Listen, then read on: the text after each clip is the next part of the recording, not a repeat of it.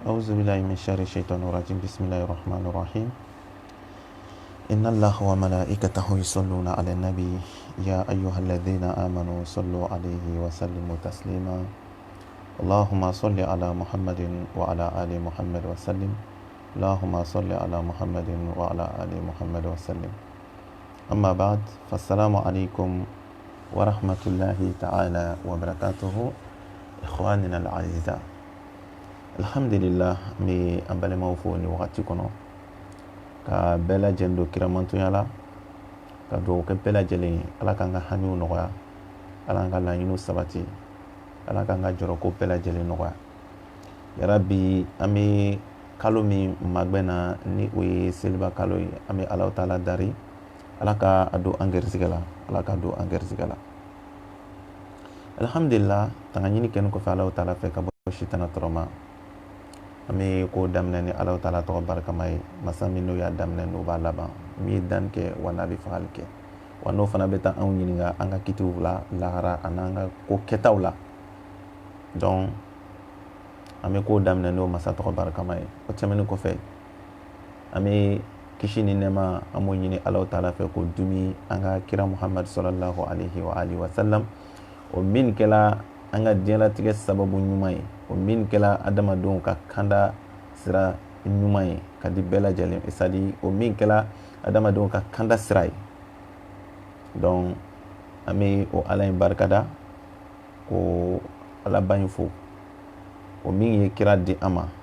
sallallahu alaihi wa sallam donc an bɛ kisi ni nɛɛma ɲini kɛ ala taala fɛ ka dumi o kira muhamadu kan sallallahu alaihi wa sallam n'a kɔ mɔgɔ bɛɛ lajɛlen o tɛmɛnen kɔfɛ an bɛ ala taala dari a k'an kisi ka bɔ ni wagati in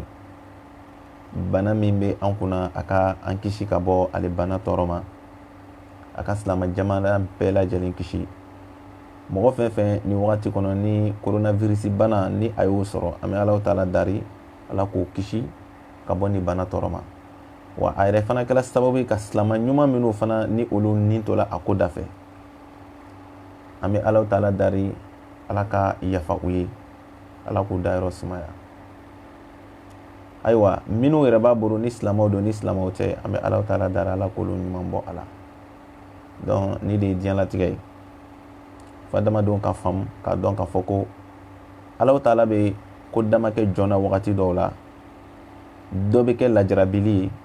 wa dɔ yɛrɛ fana bɛ kɛ ala taala b'a ka setigiya a n'a ka bonya a b'o yira adamadenw na dɔ bɛ kɛ ala b'a ka jɔn lajarabi jɔn min y'a yɛrɛ d'a ma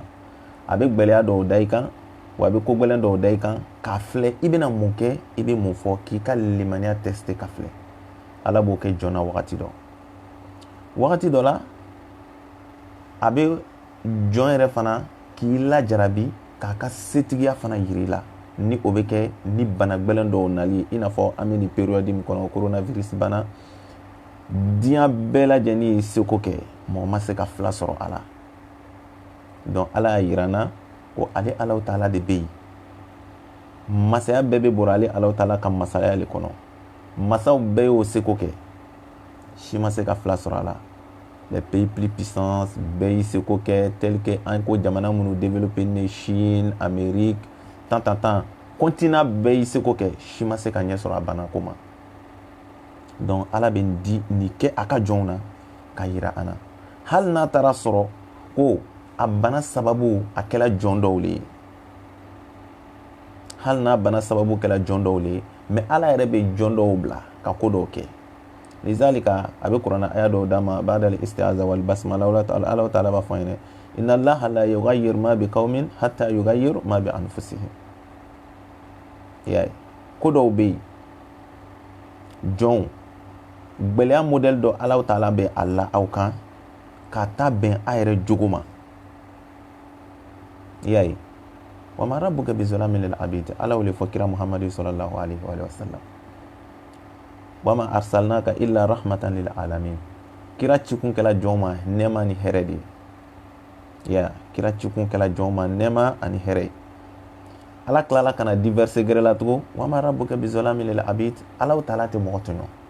kana d'a ma hadisa kudisi gɛrɛ la tugun ka yirana ka fɔ ko inni haramtu zulma ala nafsi fala tazalamu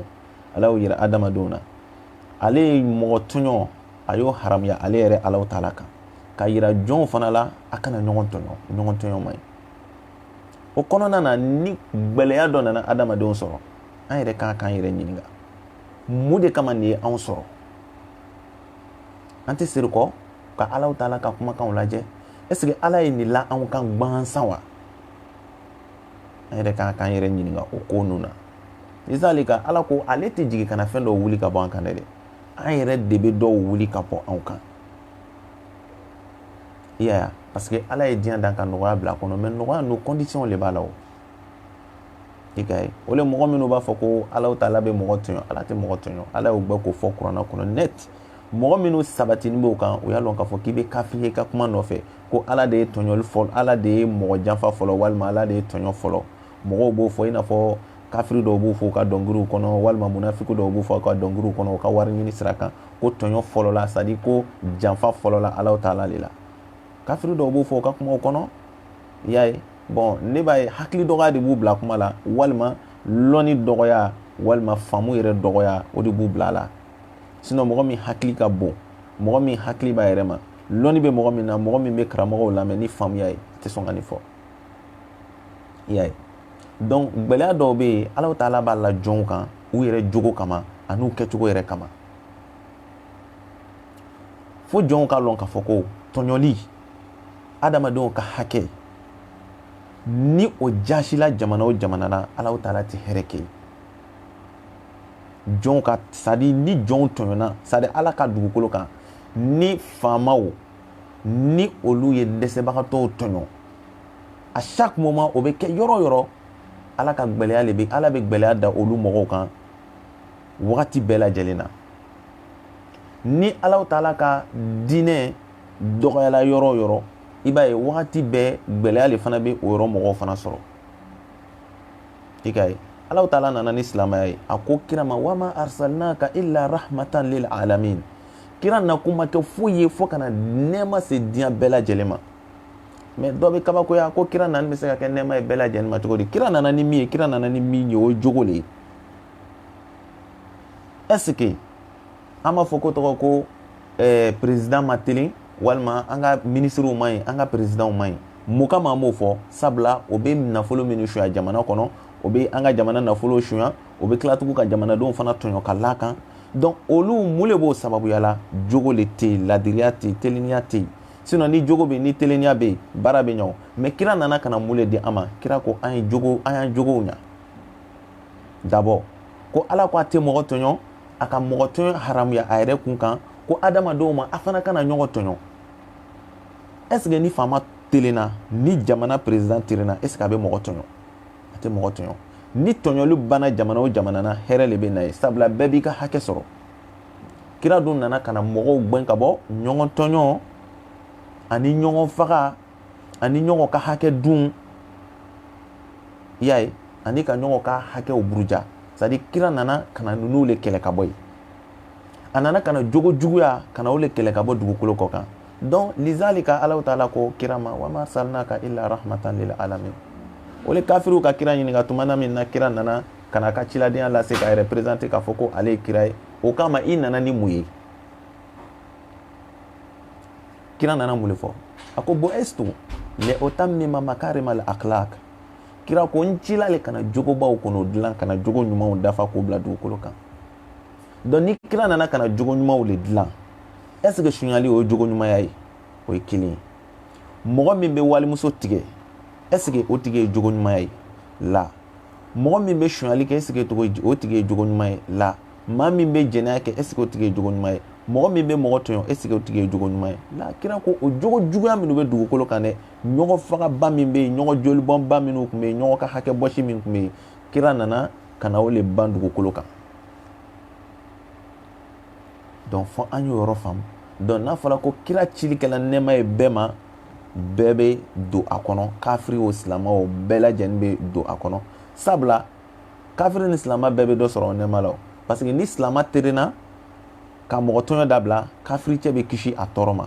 ni kafiri cɛ fana ka mɔgɔ tɔɲɔ dabila ka suɲɛli jugu fɛngɛw dabila silamɛ cɛ fana bɛ kisi ale fana tɔɔrɔ ma donc si tɔɔrɔ tɛ se si ma donc n'o kɛla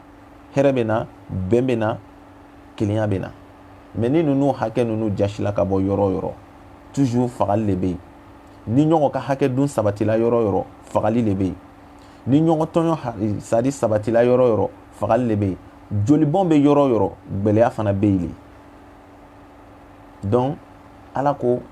ale tɛ fɛn wuli ka bɔ anw kan il faut que an yɛrɛ de y'a wuli ka bɔ an yɛrɛ kan donc o b'a yira ni an k'an jogo ɲa ala bɛ gbɛlɛya ninnu wuli ka bɔ an kan mais n'an jogo tiɲɛna gbɛlɛya ninnu fana bɛ to an kan ten de ko n'u b'o cogo ale la n'an k'an jogo ɲa gbɛlɛya ninnu bɛ wuli mais n'an k'an jogo tiɲɛ gbɛlɛyaw fana bɛ to an kunna adamaden bɛɛ k'a dɔn k'a fɔ ko gbɛlɛya min bɛ an kan an yɛrɛ ka sababu de bɛ quoi sinon wallahi ala ta'ala le ko ten wa ma rabbuka bizalamin lil abid a ka tɛ mɔgɔ tɔn o kuranna aya le o bɛ kuranna aya o sitela suratu minnu kɔnɔ o ka ca hadisa kudisiw b'a yira tugun ala ko inni haramtu zulma ala nafsi fala tazalamu ala ko a ka mɔgɔ tɔn haramuya yɛrɛ ma a ko tugun adamadenw ma a kana ɲɔgɔn tɔɲɔ mais ni ala min ko fɔ a y'a fɔ kuranna la a y'a di hadisa kudisiw la ni o ala tilala tugun kana n'an tɔɲɔ an b'a fɔ de ko ala ye a ka kumakan sɔsɔ donc ala tɛ sɔn o ma an y'a lɔn k'a fɔ gbɛlɛya min man kan dɛ an ka telenibaliya a n'an ka ladiribaliya a n'an ka ɲɔgɔn tɔɲɔ o gbɛlɛyaw de bɛ an kan nin wagati la lizalika ala ko ale t'o wuli ka bɔ yen f'a ye taa sɔrɔ an yɛrɛ fana ye changer donc n'an k'an jogo ɲa gbɛlɛya bɛ taa ka bɔ yen lu o lu wallahi ni silamɛya sabatila ye ka jogo ɲumanya sabati ye olu i b'a ye basigi bɛ don a lu tɔgɔ kɔnɔ bonya bɛ don a kɔnɔ kɔrɔw bɛ dɔgɔw bonya dɔgɔw yɛrɛ fana bɛ kɔrɔw bonya denw bɛ faw bonya u bɛ baw bonya baw yɛrɛ fana bɛ ko to denw ni faw ta la i b'a ye mais ni olu koɲansɔn n'olu bafuyela lu kɔnɔ i b'a ye olu ni problème tɛ ban bɛn tɛ yen ni bɛn tɛ yɔrɔ o yɔrɔ hɛrɛ tɛ don yen o le i b'a ye fɔlɔ lu dɔw tun bɛ yen lutigi ka lutigi to ɲana denw bɛn de i b'a ye sɔrɔ bɛ yiriwa lutigi ka sɔrɔ bɛ yiriwa se b'a ye sabula bɛn bɛ lu kɔnɔ mais lutigiw sanni kɔfɛ ka ban ka taa ka denbayaw gansan to yen denw nana mun de kɛ o yɛrɛ dama nana fɔ ɲɔgɔn kɔ u ka fɔɲɔgɔnya min kɛ lutigi ta la ka hɛrɛ min t'olu kɔnɔ o hɛrɛ fana bɛ bɔ ni bɛn tɛ yɔrɔ o yɔrɔ hɛrɛ tɛ sigi yen ya bɛn tɛ yɔrɔ o yɔrɔ hɛrɛ tɛ sigi yen donc an y'a lɔn o de la lizalika ala ta'ala ko inna allaha la yughayyiru ma bi qawmin hatta yughayyiru ma bi anfusihim gbɛlɛya min b'an kan ala le tɛ jigin ka na taga bɔ an kan dɛ an yɛrɛ jogo ɲumanya o de bɛ o gbɛlɛya ninnu wuli ka bɔ an kan lizalika n bɛ aw hakili jigin ala ka kuranna aya dɔw la k'a yira an na o n balimacɛ gbɛlɛya min b'i kan i yɛrɛ de y'i yɛrɛ ka gbɛlɛya sababu ye aya in lamɛnni kɔfɛ i bolo i y'a essayer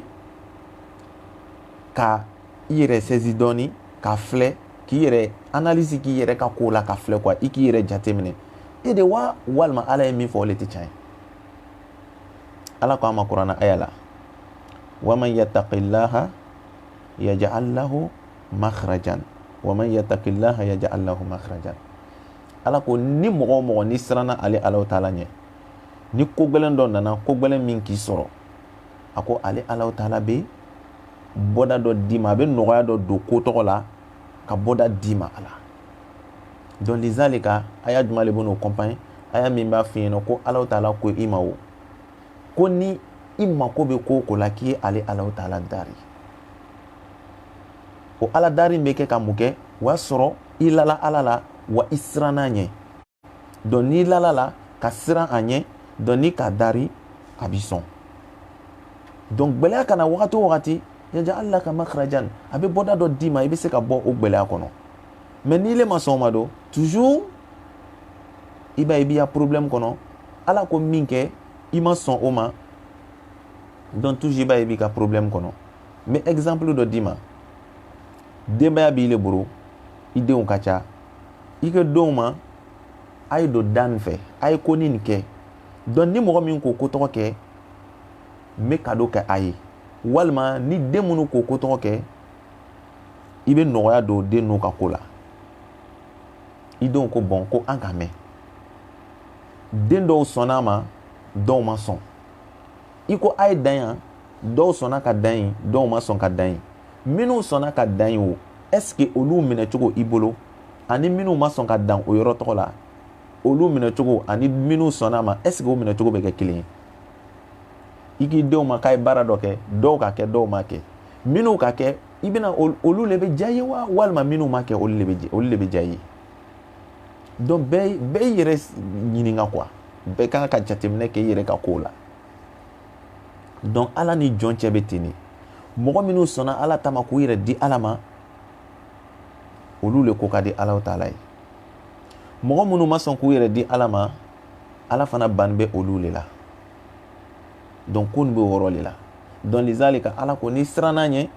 ni gwɛlɛya nana ni ka wele dɔrɔn ala b'a filɛ a b'a kɔfilɛ i la direct joona c'est à dire a bɛ nɔgɔya don o ko la joona quoi a ko tɛ retardé a ko aya gɛrɛ la verset gɛrɛ la tugun wa man yattaqillaha yaj'al lahu fi amrihi yusran a ko ni i siranna ɲɛ à chaque moment ko dɔ nana nɔgɔya dɔ bɛ don a la walima ko dɔ hami b'i la sani ile yɛrɛ bɛ na o ko yɛrɛ fɔ ala ɲɛna tellement i ka teleniya kama ala yɛrɛ b'a dɔn ni kamana gan de b'i la sani i bɛna fɔ i lɔ n bɛ taa seliji ta ka nafila dɔ seri walima i lɔ n bɛna ɲuman dɔ kɛ dɔ ye ka saraka ɲuman dɔ bɔ ala bɛ n ka hami nɔgɔya ala yɛrɛ b'a dɔn déjà min bɛ i dusukun na ala bɛ se ka nɔgɔya don o la directement ka o ko nɔgɔya ala ko ten wa man yatawakkal ala Allah fa huwa hasbuhu ala ko ni k'i den ale ala la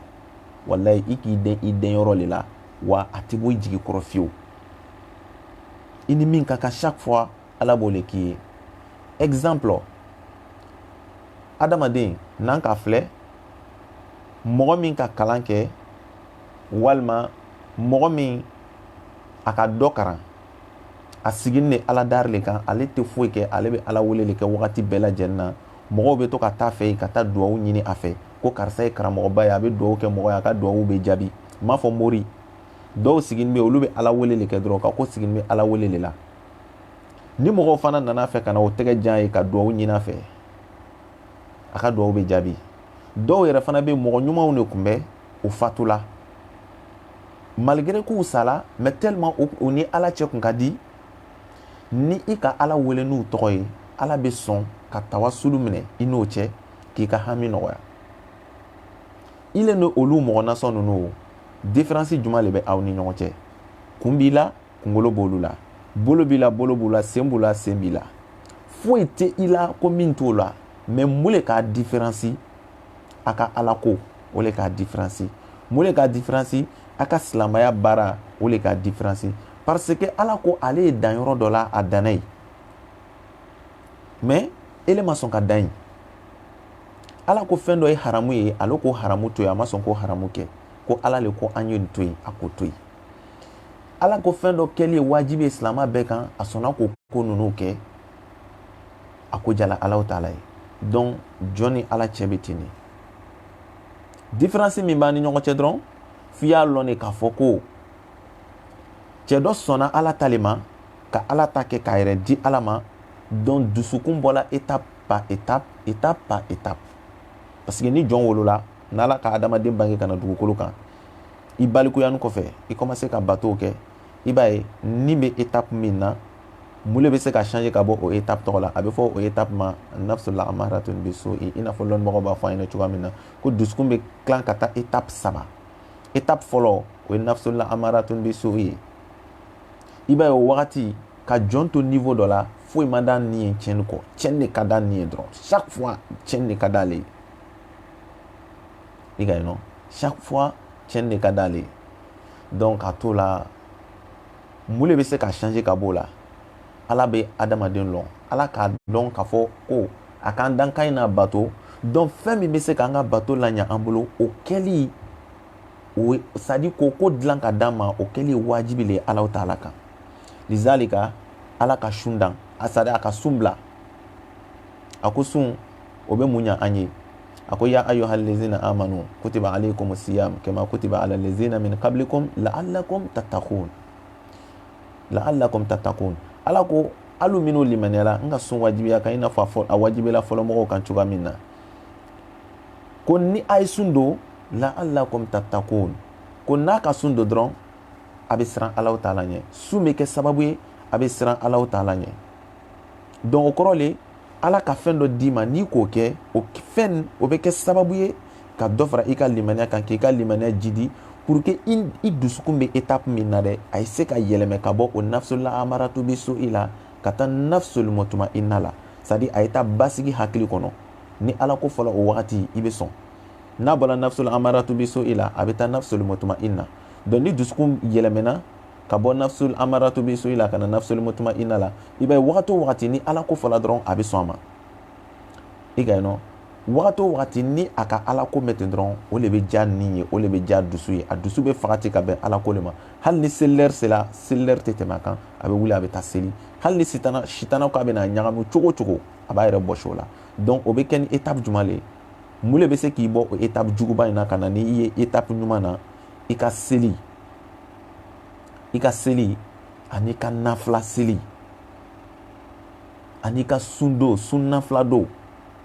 i bɛ to k'o bato minnu kɛ dɛ o le bɛ se ka i dusukun salo k'i dusukun yɛlɛmɛ ka bɔ étape fɔlɔ la ka na étape filanan la donc n'i sera étape filanan la alhamdulillah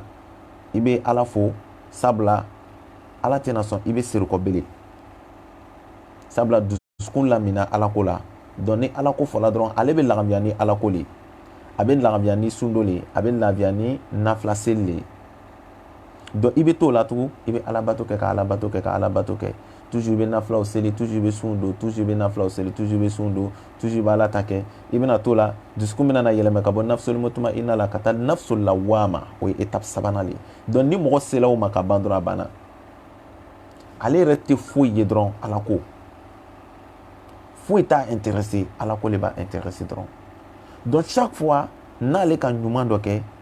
a bɛ tila tugun a b'a yɛrɛ jalaki pour que an ma dɔ fara ɲuman kɛli kan pour que an ka fitini kɛ pour que an ma belebeleba kɛ hali n'a ka nafila seli lɔ 4 a b'a fɔ pour que an ma kɛ 6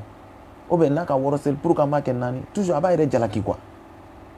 toujours a bɛ fɛ ka belebeleba le kɛ pour que ale fana bɛ se ka place ba sɔrɔ n'a la cɛ donc nin bɛ bɔ étape nin de la étape nin de la mais mun de bɛ se ka étape ninnu changer o ye bato le i y'a ye o ye bato le wa Sheikh Yakub wa ɲɛ b'i la ligne kan inshallah Ala an dɛmɛ Ala sabu ɲuman kan ye i ka ye donc ni bɛ bɔ o cogoya la ni bɛ yɛlɛmɛ ni cogoya la a bɛ bɔ étape dɔ la a bɛ don étape dɔ la a bɛ bɔ étape dɔ la a bɛ don étape dɔ la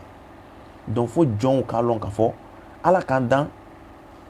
adamadenw jinɛw i n'a fɔ a ka fɔ an ɲɛna cogoya min na wa ma khalaqtul jinna wal insa illa liya'buduni jinɛ adamaden dankun t'a la jinɛ adamaden dankun foyi t'an na an na ale Alahu Taala bato donc o Ala bato in kɔnɔ Ala ka fɛn minnu di an ma pour que an ka se k'an yɛrɛ dɛmɛ o le ye seli ani sun ani heji n'u kɛli donc ni ka seli yɛrɛ kɔrɔ filɛ a sɔlatu kɔrɔ le arabukan na bi maana a du'a mun le ka kɛ duwawu ye sabula fatiha kɔnɔ aya dɔw bɛ yen aya minnu ni ka alhamdulillahi rabbil alamin arrahmanir rahim maliki yawmiddin c'est comme i bɛ Ala mangutula le bɛ ka daminɛ alhamdulillahi rabbil alamin arrahmanir rahim maliki yawmiddin donc o saban alhamdulillahi rabbil alamin arrahmanir rahim maliki yawmiddin donc verset saban o ye i kɛtɔ ye ka Ala mangutu i y'a ye o ye kɛtɔ le ye ka Ala mangutu donc n'i bɔra o kɔnɔ sisan i bɛna juma kɔnɔ iyyaka na'budu wa iyyaka nasta'inu iyyaka na'budu o kɔrɔ le Ala an bɛ ele Alahu Taala le bato la foyi man kan ni batoli ye fo ile Alahu Taala Ala foyi ni batoli man kan fo ile Alahu Taala i kelen pe le ka kan ni bato ye foyi man kan ka fara i kan iyyaka na'budu wa iyyaka na'budu kɔrɔ le b'o ye wa iyyaka nasta'inu Ala an bɛ dɛmɛ ɲinina ile Alahu Taala le fana fɛ donc o le ka seli kɔrɔ kɛ du'a u ye Ala an b'i bato la Ala an bɛ tilala tugun ka dɛmɛ ɲini i fɛ o le kama o ka sɔlatu ta ka na laseli la parce que ka sababu kɛ fatiha kɔnɔ dɛmɛ ɲini bɛ kɛ Alahu Taala fɛ ka duwawu k'i yɛrɛ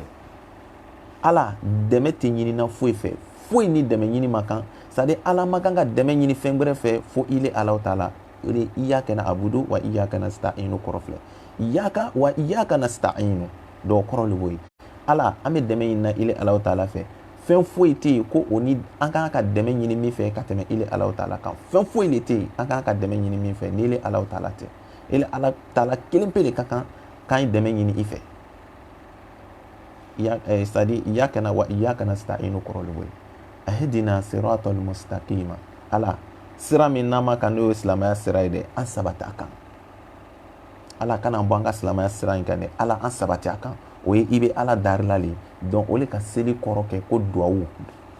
ala wele i yɛrɛ ye nin bɛɛ le ni le bɛ fatiha kɔrɔ ye ka taga lizalika lɔnnibagaw ka kumaw la o fɔ lɔnnibagaw fana ɲɔgɔn kɔ hakilinaw la dɔw ko seli kɔnɔ n'i ma fatiha kalan c'est comme seli tɛ yen quoi i ka seli man ɲi i ka seli man ɲi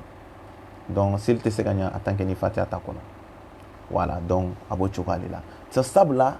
i bɛ dɛmɛ ɲini kɛla Alahu Taala fɛ seli kɔnɔ ala y'i sabati i ka silamɛya diinɛ kan foyi kana i bɔ a kan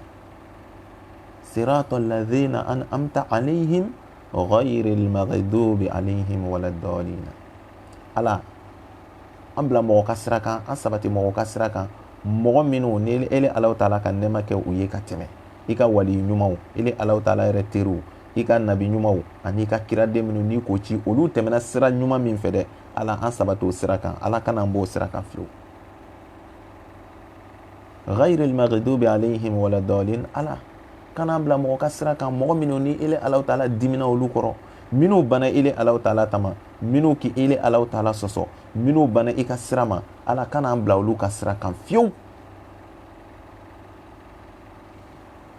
o ye duwawu kɛtɔ le i yɛrɛ ye o donc i bɛ nin de fɔla i ya fatiha kɔnɔ lon o lon i bɛ nin siɲɛ dama dama de kɛ seli kɔnɔ i y'a ye je pense que siɲɛ 17 walima siɲɛ 18 tere kɔnɔ seli wagati loru kɔnɔ a fatiha siɲɛ 10 b'a kɔnɔ fatiha siɲɛ 10 kɔ lon o lon i bɛ nin ɲini ala fɛ i ka seli kɔnɔ lon o lon i bɛ nin ɲini Alahu Taala fɛ i ka seli kɔnɔ donc mɔgɔ min bɛ nin ɲini ala fɛ mun kama ala t'a tigi sabati mun kama ala tɛ limaniya don a tigilamɔgɔ la mun kama Alahu Taala t'a tigi ka batow minɛ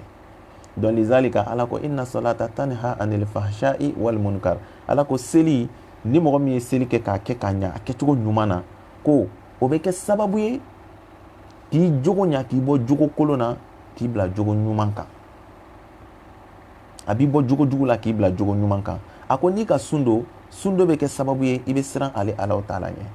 donc mɔgɔ min n'i sabatila nin fɛn fila in kan i bɛ nafila sun don sunkalo sera i bɛ seli k'a kɛcogo ɲuman na i bɛ nafila seli fana wa i bɛ faridaw fana seli a kɛcogo ɲuman fana la i bɛ nafilaw fana seli vraiment ala b'i bɔ nafsul amaratu bisu'i la ka na ni nafsul mutma'inna la a bɛ tila k'i dusu ta ka bɔ yen tugun ka taa bila nafsul lawwama donc n'o kɛla dɔrɔn jɔn i ka ko sabati la hali mɔgɔ minnu bɛ yen n'o jogo man ɲi hali i tɛ fɛ ka mɔgɔya kɛ n'u ye hali i tɛ fɛ ka gbɛrɛ u la sabu i n'o tɛ vision kelen na a yɛrɛ tɛ capacité kelen na Alahu Taala bolo donc o wagati i ni ala cɛ ka surun o wagati de la jɔn bɛɛ kan ka ala dari ni ala ka saya bɛ se i ma don min na a ye n'a sɔrɔ i bɛ nin contexte de kɔnɔ donc jɔnw an k'a lajɛ an ka segin ala ma ala bɛ bato cogoya min na an y'a ɲɛɲini an ka se ka seli kɛ kɛcogo ɲuman na wallahi cɛ o cɛ bɛ seli kɛ k'i ka seli bɛ minɛ n m'a fɔ mɔgɔ minnu bɛ seli munafikuya kɛ dɛ mais mɔgɔ minnu bɛ seli k'a kɛcogo ɲuman yɛrɛ la i n'a fɔ ala ka ɲinɛ an fɛ cogoya min na bilahi jogo juguya bɛ ala tɛ sɔn ka jogo juguya sabati o la donc mɔgɔ minnu bɛ yen n'u bɛ seli u jogo ka jugu u bɛ tiɲɛni kɛ u bɛ jɛnɛya kɛ u bɛ dɔrɔki jugu ni fɛn kirikaraw min wallahi u ka seli tɛ minɛ a tɛ minɛ n'ale quoi sinon mɔgɔ mɔgɔ ka seli bɛ minɛ cogo ɲuman na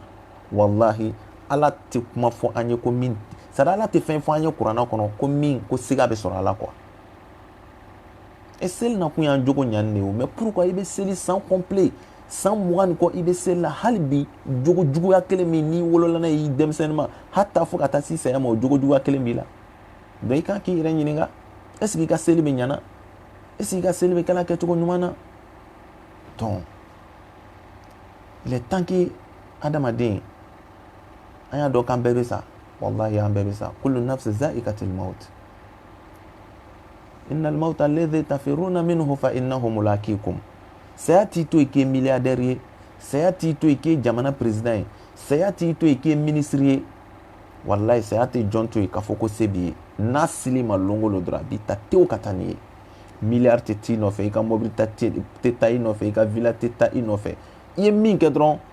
i ka bato o de bɛ taa n'i ye i saraka ɲuman b'u bɔ i n'o de bɛ taga a banna donc il est temps que adamadenw ka segin u yɛrɛ ma ka ala lɔn ala ye ala ko min an ka segin o ma ko bɛɛ bɛ laban ala ta'ala tali la donc comme su ko la anw fɛ yan pour le moment je pense que il est déjà 3 heures chez nous ici donc comme anw ka sufɛ sunɔgɔ tɛ ten kosɛbɛ donc a degila an na donc an k'a essayer comme sunɔgɔ t'an na an bɛ an balimaw ye la ligne kan k'a essayer n k'an bɛna dɔɔni f'u ye ka baro dɔɔni kɛ u ye donc min fɔla ala ka faamuya cogo ɲuman di ne ni aw bɛɛ lajɛlen ma a labaara ala k'a nɔgɔya an bɛɛ ye ala k'a labaarali nɔgɔya an bɛɛ lajɛlen ye ala k'an ka hamiw nɔgɔya inchallah vraiment an bɛna aw bila yan ka sababu kɛ su koni y'anw fɛ yan kojugu donc fajiri seli l'heure le sela an fɛ yan donc an bɛna bita bila yan ka fajiri seli inchallah n'ala ka longɛrɛ di an ma temps dɔɔni di an ma wagati o wagati an bɛna to ka bɔ ka ɲɔgɔn labaro inchallah donc bita video a bɛ jija a bɛɛ b'a partager donc n'a ka partager vraiment a bɛ diya n ye ni mɔgɔ caman ka sɔrɔ ka ca la o fana bɛ se ka courage don an na fana ka to ka continuer ni aw ye inchallah donc n b'a ɲini a bɛɛ lajɛlen fɛ a ye jija a y'a partager a k'i le nafa cogoya min na i ye kɛ sababu ye a ye kɛ ka mɔgɔ gɛrɛ fana nafa o cogoya la dɔ ile bɛ baraji sɔrɔ an bɛɛ bɛ dɔ sɔrɔ baraji la ala k'an dɛmɛ donc an b'a fɔ aw ma fi amanillah salamu alaikum wa rahmatulahi ta'ala wa barakatuh Sheikh Yakub donc n'ala sɔnna k'an bɛn wagati gɛrɛ ma inchallah salamu alaikum wa rahmatullah